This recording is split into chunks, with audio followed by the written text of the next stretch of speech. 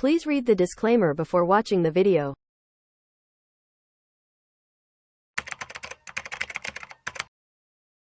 स्वागत है आपका हमारे यूट्यूब चैनल पे। मेरा नाम है रोहित और आज हम बात करने वाले हैं बर्जर पेंट्स के बारे में। वीडियो में आगे बढ़ने से पहले आप सभी को मेरी तरफ से दिवाली की बहुत-बहुत शुभकामनाएँ।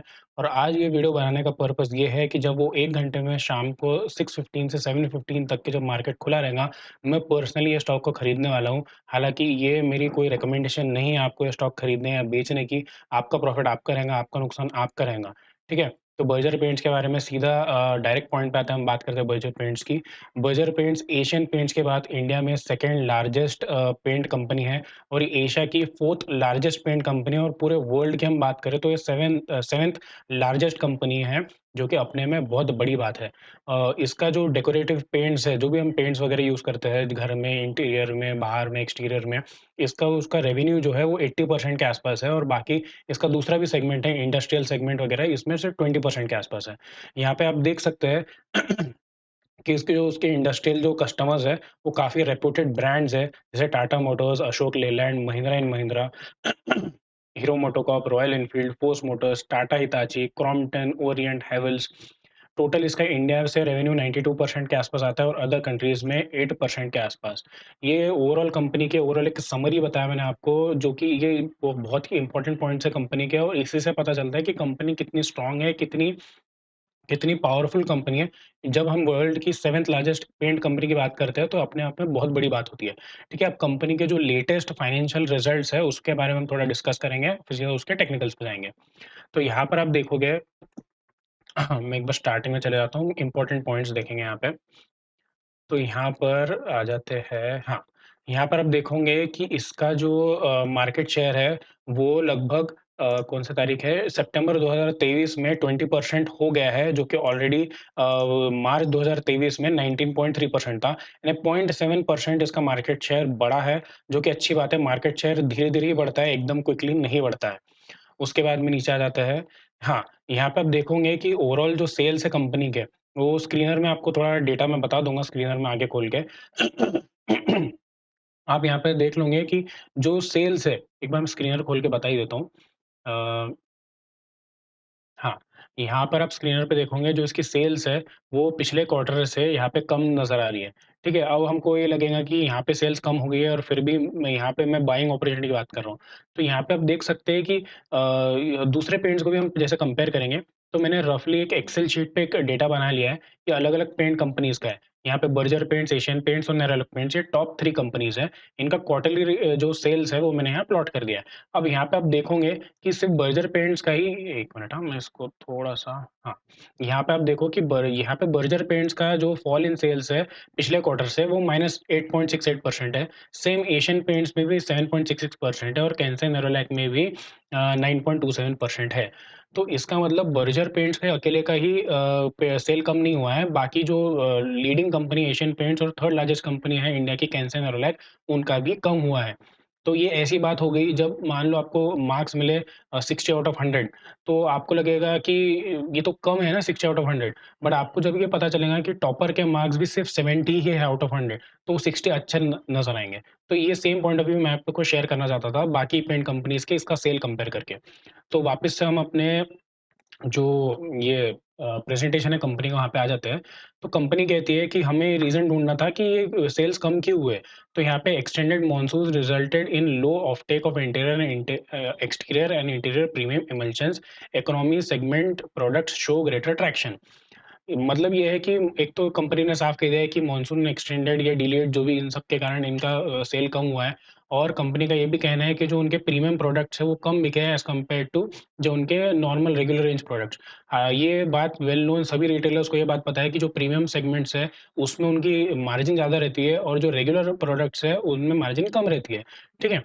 तो प्रीमियम सेगमेंट्स एक्चुअली में प्रॉफिट जो कंपनी का चंक ऑफ प्रॉफिट निकलता है वो प्रीमियम सेगमेंट से आता है। कंपनी में आगे भी आपको बताऊँगा कि वॉल्यूम ऑफ सेल्स बढ़ी है, बट सस्ते प्रोडक्ट जिस पे मार्जिन कम था, वो प्रोडक्ट ज़्यादा बिके हैं, जिनमें मार्जिन कम ज़्यादा था, वो प्रोडक्ट कम बिके हैं। तो ओवरऑल इसलिए सेल्स का रेवेन्यू डाउन है। आगे हम बढ़ते हैं। हाँ, सॉरी यहीं लिखा है देखो, maintain double digit volume growth for the quarter. ठीक है? क्वार्टर में वॉल्यूम यानी जो नंबर ऑफ डब्बे जो बिके वो समझो ज़्यादा बिके, बट जो वही जो प्रोडक्ट मिक्स जैसे मैं कह रहा हूँ हाई मार्जिन वाले कम बिके, लो मार्जिन वाले ज़्यादा बिके। यहाँ पे हम और आगे बढ़ते हैं। हाँ, मटेरियल कॉस्ट पहले एक टाइम था, रॉ मटेरियल कॉस्ट पेंट के बढ़ गए थे, क्रूड, पिगमेंट, सॉल्वेंट्स वो सब बढ़ गए थे। तो यहाँ पे आप देखोगे हाफ ईयरली 24 का रिज़ल्ट और हाफ ईयरली 23 का रिज़ल्ट, तो यहाँ पे मटेरियल्स कम नज़र आते हैं, जो कि बहुत अच्छी बात है। यानी फ्यूचर क्वार्टर्स में भी इसका प्रॉफिट मार्जिन इंप्रूव होते दिखेगा हमें। यहाँ पे आप देखो वही जो कंपनी ने और एक बार प्रेजेंटेशन में आपका रीज़न दिए कि festive seasons leading to some postponement in the demand, और यहाँ पे एक्सटेंडेड एंड स्पोरेडिक मॉनसून्स, ये कंपनी ने फिर से यहाँ पे रिपीट करके हमें रीज़न्स बताई है। और यहाँ पर सेल्स तो ये टेम्परेरी ही फेज़ है, ये एक साइक्लिक, हर एक इंडस्ट्री एक साइक्लिक नेचर की रहती है। हर हर बार, हर क्वार्टर में हमेशा उसका सेल्स बढ़ते रहेंगे ऐसा नहीं रहता है, अप्स एंड डाउन्स चलते रहता है। यहाँ पे आप देखोगे ये क्वार्टर 2 में यहाँ पे 2000 रिटेल पॉइंट्स और कुछ 1700 colour bank machines in company ने बढ़ाई है। और आगे जाते हैं थोड़ा। हाँ, यहाँ पे जो मैं बात कर रहा था इंडस्ट्रियल सेगमेंट की, वहाँ पे देखो कंपनी प्रोटेक्टिव कोटिंग्स बनाती है। यहाँ पे वो जो रॉयल एनफील्ड और जो भी ऑटोमोटिव सेगमेंट्स हैं, जो उनका टाई अप है, उनके उनको भी जो भी कोटिंग है, जो भी पेंट इंडस्ट्रियल पेंट लगता होगा वो, और ये पाउडर कोटिंग वाला बिज़नेस। तो आप देखोगे प्रोटेक्टिव कोटिंग का बिज़नेस कंपनी कह रही है कि स्टैग्नेंट है, मतलब कंसिस्टेंट ग्रोथ है, बहुत स्टेडी मेंटेन यानी स्टेडी ग्रोथ मेंटेन की है। डबल डिजिट ग्रोथ आपको ऑटोमोटिव सेक्टर में और पाउडर कोटिंग में डबल डिजिट ग्रोथ देखने मिली है। ठीक है? यहाँ जो ये मैं ऑटोमोटिव के पार्ट्स की और पाउडर कोटिंग्स वगैरह की इन सब चीज़ों की बात कर रहा हूँ, वो यही मैंने एक्सेल पे आपको बताया कि कौन-कौन सी कंपनीज़ हैं। अब ये सभी कंपनीज़ की यहाँ पे कंपनी लिस्ट तो नहीं देंगे हमें, बट ये मेन कंपनीज़ हैं जो कि बहुत ब्रांडेड कंपनीज़ हैं। ठीक है? वो अब और नीचे जाते हैं।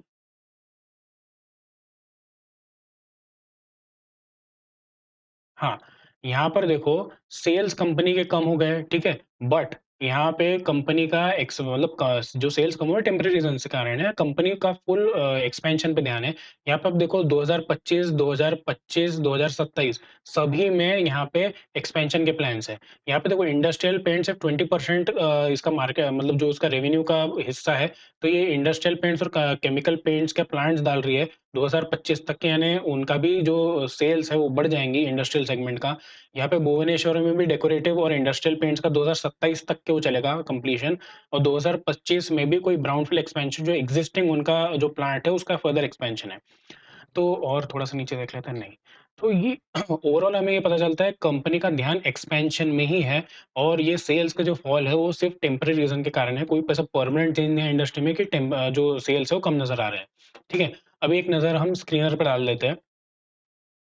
तो यहाँ पे आप स्क्रीनर पे सबसे पहली बात यहाँ पे हम देखेंगे कंपनी का वैल्यूएशन, बर्जर पेंट्स का 5 इयर्स का हम पी देखेंगे। यहाँ पे अभी मीडियन पी है 75.5 और अभी का करंट पी चल रहा है कुछ 65.3, जो कि मेरे हिसाब से फेयर इनफ है। यहाँ पे हम आगे जाते हैं, यहाँ पे आप सेल्स देखोगे, वही हमने बार-बार बात कर चुके हैं सेल्स की कि कम हो गए, बट ये टेम्परेरी है। यहाँ पे ऑपरेटिंग प्रॉफिट मार्जिन्स में भी मुझे बहुत ज़्यादा फ़र्क नहीं नज़र आता, सब स्टेबल ही लग रहा है। प्रॉफिट बिफोर टैक्स भी ठीक है, इसमें भी ऐसा कुछ सेल्स ही थोड़े बहुत कम हुए इसलिए ये हाईएस्ट एवर नहीं है। बट यहाँ पे प्रॉफिट एंड लॉस में थोड़ा सिनेरियो अलग रहेगा। यहाँ पे आप देखो कि कंपनी का ओवरऑल जो ग्रोथ है, अब देखो 2000 लगभग 3000 करोड़ जो यहाँ पे था अप्रॉक्सिमेट फिगर, यहाँ से अब 11000 करोड़ के आस-पास पहुँच गया है, और उसका नेट प्रॉफिट, अब हम प्रॉफिट बिफोर टैक्स ही देखते हैं। प्रॉफिट बिफोर टैक्स भी इसका कुछ 6-7 के आस-पास टाइम्स हो चुका है। ठीक है? और यहाँ पे ऑपरेटिंग प्रॉफिट मार्जिन आप देखो कंपनी का पहले भले ही कम था, 11% के आसपास था, पर ग्रो करके वो 16-17 वगैरह की रेंज में पहुँच चुका है। अब यहाँ पे एक इंटरेस्टिंग पैरामीटर है जो कि हम देखेंगे प्रमोटर होल्डिंग। यहाँ पे प्रमोटर होल्डिंग 75% है। प्रमोटर होल्डिंग 75% मैक्सिमम है, उससे ज़्यादा प्रमोटर अपनी लिस्टेड कंपनीज़ की होल्डिंग नहीं रख सकते, जो कि मैक्स आउट हो चुकी है। यानी कंपनी का जितना ज़्यादा प्रमोटर के पास अपना खुद की कंपनी का शेयर रहेगा, यानी कंपनी को अपने काइंड ऑफ जो कैपिटल है वो खुद से रिजर्व्स यूज़ कर रही है अपने कंपनी के एक्सपेंशन में, डाइल्यूट नहीं कर रही है अपनी इक्विटी को, और मैक्स आउट पोजीशन पे है, 75% मैक्सिमम कंडीशन रह सकती है, उससे ज़्यादा कंपनी अपने प्रमोटर्स शेयर नहीं रख सकते। और उसके बाद में जो बचे हुए शेयर्स है वो 10% एफआईआई के पास है, 4% टीआई के पास है, यानी मैक्सिमम कंपनी आपके स्ट्रॉन्ग हैंड्स के पास में। मैं पब्लिक को यूजुअली वीक हैंड्स कहता हूँ, वीक हैंड्स के पास बट सिर्फ और सिर्फ 10% है, जो कि अच्छी बात है, पब्लिक के जितना कम रहे उतना अच्छा। ठीक है? अब जाते हैं अभी तो बहुत बजट पेंट की बहुत बात हो गई इस हम फाइनेंशियल पॉइंट ऑफ व्यू से। अब हम सीधा इसके हाँ, एक बात आपको बताता हूँ। अभी हमें लगता है कि पेंट्स का फ्यूचर क्या है, पेंट्स कितना बढ़ने वाला है ओवरऑल एज़ अ सेगमेंट। आप एक बार इमेजिन करो आप जहाँ कोई भी सिटी में रहते होंगे, आप कोई भी स्टेट में रहते होंगे, आप बस ये इमेजिन करो कि अपना आस-पास का आपका इंफ्रास्ट्रक्चर कैसा है। ओवरऑल इंडिया का इंफ्रास्ट्रक्चर कैसा है, डेवलपमेंट कैसा है, बिल्डिंग्स कैसी है, एक बार इमेजिन करके देखो और ये इमेजिन करो आज से 10 साल बाद, 15 साल बाद एक लॉन्ग टर्म बेसिस में इंफ्रास्ट्रक्चर कैसा होगा, क्या चेंजेस होंगे? हमारे यहाँ बिल्डिंग्स वगैरह किस टाइप की होंगी, बिल्डिंग्स बढ़ने लगेंगी।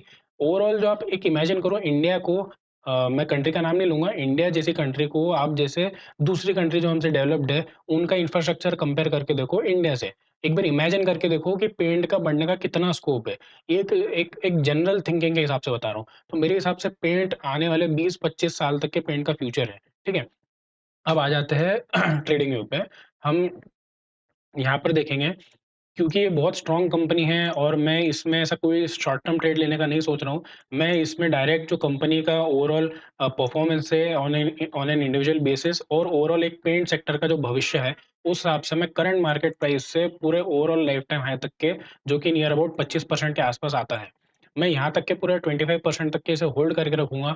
हो सकता है इसके आगे भी जब तक कि कंपनी का वैल्यूएशन हाई इनफ नहीं हो जाता, यानी ओवर वैल्यूड नहीं हो जाती, उसके बाद भी मैं होल्ड करके रखूँगा। उसके लिए मैं पी वगैरह रेशियो देखूँगा। अगर पी रेशियो थोड़ा मीडियन पी के थोड़ा-सा ऊपर जाने लग जाता है और ओवर वैल्यूड के पास जाने लग जाता है, तब मैं 100% इसको बेच के निकल सकता हूँ। ठीक है? अब यहाँ पर आप देखोगे कि कंपनी बहुत टाइम से एक क्या बोल सकते हैं, एक डाउन ट्रेंड में चालू थी। रिसेंटली इसने यहाँ से ब्रेक किया है और ये बहुत अच्छी रैली दी है इसने। यहाँ से आप देखोगे जैसे ही उसने ब्रेक किया है रेजिस्टेंस लाइन को, तो यहाँ तक कि उसने रैली 162 डेज़ में 40% दे दी है, जो कि एक बहुत फास्ट रैली थी और यहाँ पे जो हमें दिख रहा है, ये जो दिख रहा है हमें, ये बस एक मेयर करेक्शन है। ये जो दिख रहा है ना, मेरे हिसाब से बस एक करेक्शन है और यहाँ से स्टॉक 25% आराम से जाना है ना जाना ही है और इसके ऊपर भी जाने की इसकी पूरी संभावना है, अगर ओवरऑल पेंट सेक्टर की हम बात करें तो। तो तो बर्जर पेंट्स के बारे में मेरा ये पॉइंट ऑफ व्यू है। ये कोई एडवाइस नहीं है आपको कोई भी long term, short term trade लेने की। आपका प्रॉफिट आपका ही रहेगा, आपका लॉस आपका ही रहेगा। तो तब तक के लिए लर्न, ट्रेड एंड इन्वेस्ट।